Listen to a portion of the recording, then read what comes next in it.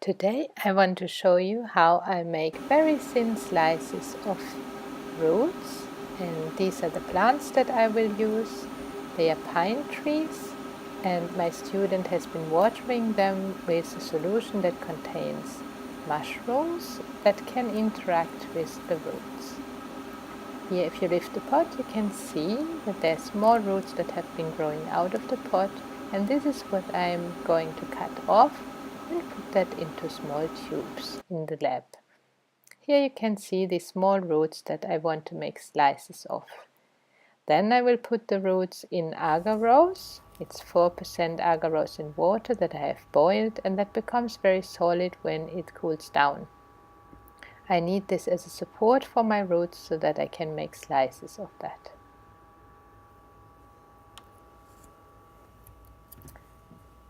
Then I will cut out small blocks that contain the roots with a knife. Here you can see the block and the root in it. I put down the root on a support, and then I need to trim off a little bit of the agarose around it so that it will section more quickly. So I take off a little bit from the top, and then I will also trim off the sides in a little angle so that it looks like a pyramid in the end, so that the bottom of my cube is a bit bigger, because there's where I will glue it. There you can see my root in this kind of pyramid shaped agarose block. And then I need to put a little bit of super glue on my support, and I can stick the agarose block with my root sample in to the support. I've left it a little bit bigger in the bottom because then it sticks better and it's holding better. And when I lift it up, you will be able to see the sample in the agarose block. There it is. And I have prepared another one, which is here. And here on this one the glue had the time to set more, so then I can put it into the machine.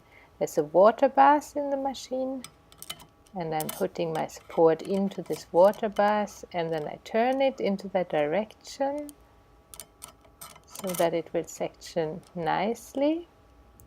The machine is called a vibratome because it has a vibrating knife. Now I'm screwing the support so that it's going to sit stably in there, and there is the knife that is going now to section my sample. I can pull this upper part of the vibratome towards the sample, and then I have two spotlights that I can use to illuminate my sample, and there's a magnification glass in there so that it's easier to see the tiny sample that is sitting there in the agarose block now. Then I will have to set up the vibratome. Here you can choose. I'm going to section at 30 micrometers in slices, and then it's just to start the knife.